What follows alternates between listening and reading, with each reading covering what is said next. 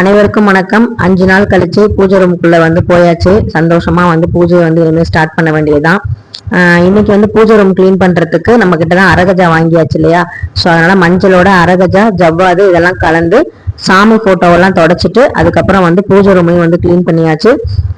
ரொம்ப நறுமணமா இருக்கும். பாசிட்டிவ் வைப்ரேஷனா நமக்கு தோணும். கோவில்ல உள்ள நுழைஞ்சா எப்படி நமக்கு இருக்குமோ அந்த மாதிரி ஒரு ஃபீல் கிடைக்கும்.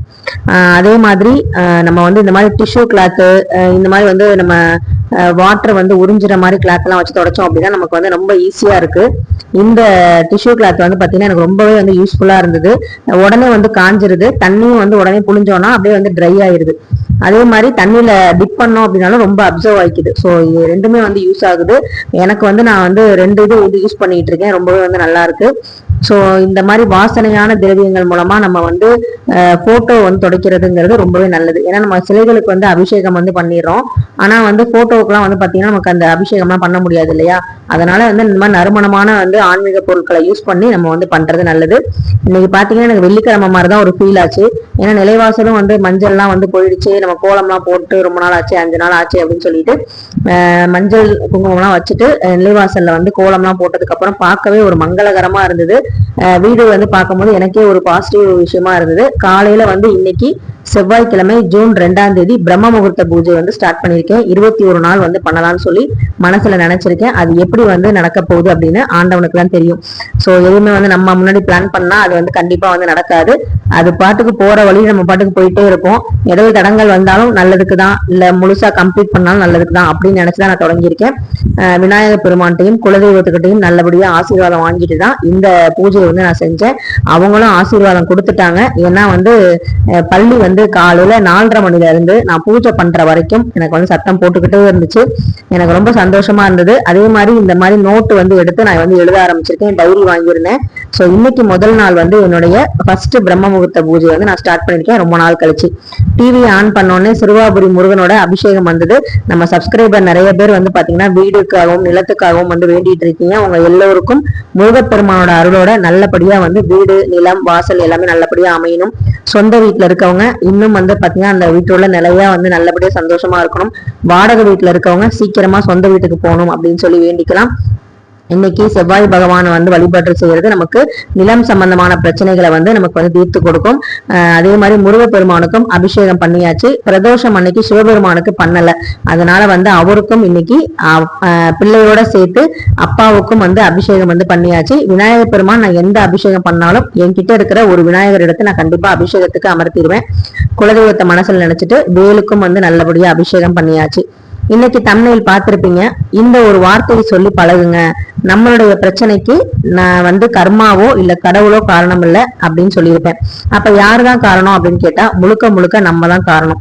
அதாவது நம்ம ஒரு சக்சஸ் ஆகுது அப்படின்னா கூட, வெற்றி ஆகுதுன்னா கூட நம்மளை சுத்தி நிறைய பேர் நமக்கு உத்வேகப்படுத்தி இருப்பாங்க, பினான்சியலா சப்போர்ட் பண்ணிருப்பாங்க, மன ரீதியா சப்போர்ட் பண்ணிருப்பாங்க. ஆனா நம்ம தோக்குறோம் அப்படின்னா, நம்ம பிரச்சனைக்குள்ள போறோம் அப்படின்னா அது நமக்கு தெரிஞ்சேதான் நம்ம பண்ணுவோம். அது என்ன அப்படின்னு சொல்லிதான் இந்த வீடியோல பார்க்க போறோம். நிறைய பேர் புலம்பல் இருக்கும். எனக்கும் பாத்தீங்கன்னா 2 நாளா சில மன உளைச்சல். அது என்னால இல்ல, என்னை சுத்தி உள்ளவங்களால எங்களுக்கு மன உளைச்சல் ஏற்பட்டுச்சு.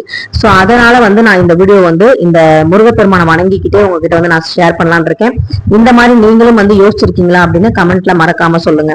அதே மாதிரி இந்த ஒரு வார்த்தைய வாழ்க்கையில ரொம்ப பயன்படுத்துங்க. அது ரொம்பவே நல்லது நம்ம நிம்மதிக்காக.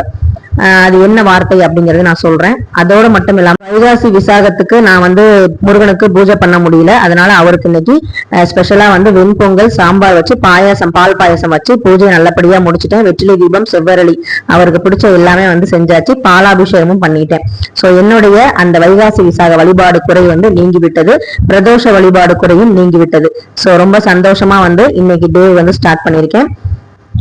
என்னுடைய வீட்டுக்கார் வழி சொந்த பந்தங்கள்ல ஒரு சில மனக்கசப்புகள் இருக்கு.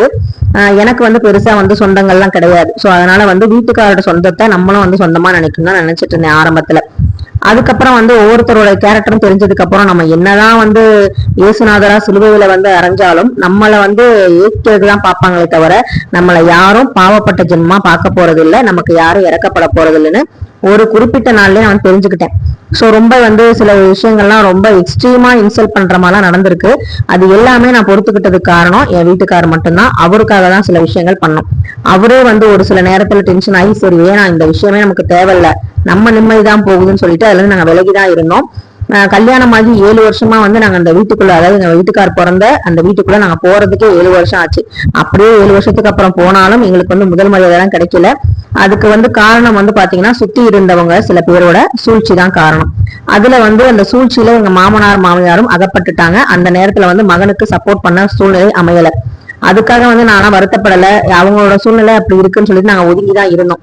இருந்தாலும் இப்ப வந்து பாத்தீங்கன்னா சரி எல்லாம் வந்து ஒரு குறிப்பிட்ட ஏஜ் ஆயிடுச்சு, எல்லாம் வந்து பக்குவம் அடைஞ்சிட்டாங்க, எல்லாம் வந்து சேர்ந்துட்டாங்க அப்படின்னு சொல்லி நம்பி எல்லாரும் வந்து சேர்ந்து ஒன்னா எங்கள் வீட்டில் எல்லா நாளும் கார்த்திகைன்னு பாட்டெல்லாம் பாட ஆரம்பிச்சாச்சு. ஆனாலும் வந்து பாத்தீங்கன்னா சில நேரங்கள்ல சிலரோட கேரக்டரையும் சிலரோட விஷயங்களையும் நம்மளால மாத்தவே முடியாது அப்படிங்கிறது எனக்கு தெரியும். நான் ஆரம்பத்திலே சொன்னேன் இது வந்து சரியா வராது அப்படின்னு சொன்னேன். ஆனா வந்து பெருசா யாரும் எடுத்துக்கல. இப்ப அது மாதிரிதான் வந்து நடந்துச்சு. நானும் வந்து ரொம்ப வந்து அட்ஜஸ்ட் பண்ணிட்டனோ அப்படின்னு எனக்கே தோணுச்சு. ஏன்னா நம்ம அட்ஜஸ்ட் பண்ணாலும் நமக்கு வந்து யாரும் தியாகி பட்டம் கொடுக்க போறதில்ல, நான் ஆரம்பத்திலே சொல்லிட்டேன். சோ அதனால வந்து நான் வந்து சரி ஓகே நம்ம மாமனாருக்கு வந்து வயசாகுது, அவர் வந்து மனசு வந்து கஷ்டப்படக்கூடாது அப்படிங்கிறதுக்காகவும் அவருடைய உடல்நலம் வந்து பாதிக்க கூடாது அப்படிங்கிறதுக்காகவும் நானும் என் கணவரும் சேர்ந்து பேசி அவங்க சொல்ற விஷயங்கள், என் மாமனார் மாமியார் சொன்ன விஷயங்களுக்கு நாங்களும் உடன்பட்டோம். அது எவ்வளவு பெரிய தப்பு அப்படிங்கிறத நான் வந்து இப்ப வந்து உணர்றேன். அப்ப வந்து சமீபத்துல வந்து இப்ப வந்து ஒரு நடிகருடைய பேட்டி வந்து பார்த்தேன். ஒரு டைரக்டர்னு சொல்லலாம், நடிகரோட டைரக்டர். அவர் வந்து சொன்னாரு வாழ்க்கையில நோ சொல்லி பழகுங்க, அந்த நோ சொல்றதுக்கான தைரியம் வந்து நம்ம கிட்ட நிறைய பேருக்கு இல்ல, அதனாலதான் நம்ம வந்து பிரச்சனையில மாட்டிக்கிறோம் அப்படின்னு. அப்பதான் நான் யோசிச்சேன், ஆமா இல்ல நம்ம அன்னைக்கே நோ சொல்லியிருக்கணும். நமக்கு ஒரு விஷயம் பிடிக்கல, அவங்களுக்கு நமக்கும் செட் ஆகல அப்படிங்கும் போது நமக்காக அவங்க எதுவுமே பண்ணல அப்படிங்கும் போது நம்ம ஏன் அவங்களுக்காக அட்ஜஸ்ட் பண்ணி போகணும்? அப்படி குடும்பத்தை ஒண்ணு சேர்த்து நம்ம என்ன பண்ண போறோம்? திரும்ப பிரச்சனைக்குள்ளதானே போக போறோம். நம்மள வந்து யாரும் புரிஞ்சுக்காத இடத்துல நம்ம வந்து நம்மள நிரூபிக்கணுங்கிற அவசியம் வந்து இல்லையே.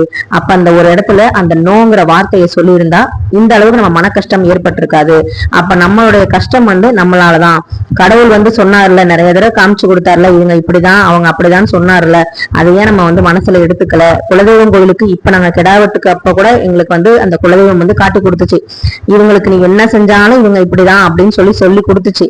அதையும் மீறி நம்ம வந்து அவங்களுக்காக சில விஷயங்கள் பண்ணி எங்க வீட்டுல கூட சாப்பாடு போடாம நாங்க வந்து என் மாமனார் வீட்டுல வந்து போட்டாதான் எல்லாரும் வருவாங்க அப்படிங்கிற ஒரு சூழ்நிலைக்கு நாங்க தள்ளப்பட்டு நாங்களா யோசிச்சு யார் மனசையும் கஷ்டப்படுத்தக்கூடாது அப்படிங்கிற ஒரு விஷயத்த நாங்க செஞ்சோம். ஆனாலும் எங்க மனசையும் என் மாமனார் மனசையும் கஷ்டப்படுத்துறதுனால எங்களுக்கு வந்து இப்ப கொஞ்சம் கஷ்டமாயிடுச்சு. யாருக்காக நம்ம விட்டு கொடுத்து போனோமோ மாமனாருக்காக தான் நாங்க செஞ்சோம். அந்த மாமனாரே சந்தோஷமா இல்லாதப்ப நம்ம ஏன் வந்து இந்த விஷயத்துக்காக இறங்கி போகணும்? அதனால நமக்கு வந்து பழைய மாதிரி இருந்துக்கலாம், தள்ளியே இருந்துக்கலாம்.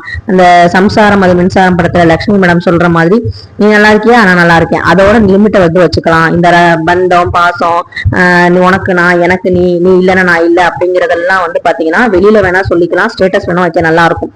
உள்ளுக்குள்ள ஆத்மார்த்தமா நமக்கு யார ரொம்ப பிடிக்கும்னு நம்ம கேட்டோம்னா விரல் விட்டு வென்ற அளவுக்கு தான் நமக்கு வந்து ஆளுங்களே பிடிக்கும். நம்மளுடைய வேவ்லென்த்துக்கும் நமக்கு வந்து நம்மளுடைய மனசுக்கும் ஏத்த மாதிரி இருக்கிற மனுஷங்களை தான் நம்ம கூட வச்சிருப்போம். அப்படி இல்ல நம்ம நெகட்டிவா இருக்காங்க அப்படின்னா கண்டிப்பா வந்து அவங்களுக்கு தயவு செய்து நோ சொல்லிடுங்க. அந்த நோ சொல்றதுனால அந்த நேரத்துல மட்டும்தான் கஷ்டமா இருக்கும், ஆனா லைஃப் லாங் நம்ம சந்தோஷமா இருக்கலாம். ஆனா அந்த நேரத்துல நீங்க நோ சொல்லாம சரி ஓகே மத்தவங்களுக்காக நம்ம மண்டையாட்டி எஸ்ன்னு ஒரு விஷயத்த சொல்லும் போது லைஃப் லாங் நம்ம மத்தவங்களுக்காகவே எல்லாமே வந்து அனுசரிச்சு போற மாதிரி இருக்கும். ஜெயம் ரவி சார் ஒரு படத்துல சொல்ற மாதிரி திரும்பி பார்த்தா என் வாழ்க்கை முழுவதும் நீங்க தான் இருப்பீங்க நான் இல்லை அப்படிங்கிற மாதிரி நம்மளை சுத்தி வந்து பாத்தீங்கன்னா நம்ம வாழ்க்கையில மத்தவங்க மட்டும்தான் இருப்பாங்க. அதுவும் நம்மளை விரும்பாதவங்க நம்மளை பிடிக்காதவங்களோட டாமினேஷன் தான் அதிகமா இருக்கும். நமக்காக நம்ம வாழ்ந்திருக்கவே மாட்டோம். சோ இனிமேலாவது நம்ம அந்த விஷயத்த கண்டிப்பா வந்து செய்யணும், அந்த வார்த்தையை கண்டிப்பா சொல்லணும் அப்படின்னு நான் வந்து முடிவு பண்ணிருக்கேன். நோ மீன்ஸ் நோ அப்படிங்கிறது 100% நம்ம வாழ்க்கையில ஒரு நல்ல விஷயத்த நமக்கு செய்யும் அப்படிங்கறத நான் நம்புறேன். அதே மாதிரி நம்ம குடும்பமும் மகிழ்ச்சியா இருக்கிறதுக்கு சில நேரங்கள்ல நோ சொல்லிடுங்க, அது ரொம்பவே நல்லது. இந்த வீடியோ உங்களுக்கு பிடிச்சிருந்தா லைக் பண்ணுங்க, ஷேர் பண்ணுங்க, மறக்காம சப்ஸ்கிரைப் பண்ணுங்க. இந்த வீடியோல நான் சொன்ன கருத்துக்கு உங்களுடைய கருத்து என்ன அப்படின்னு கமெண்ட்ல சொல்லுங்க. முடிஞ்சா இந்த வீடியோக்கு ஹைப்பும் பண்ணுங்க. தேங்க்யூ.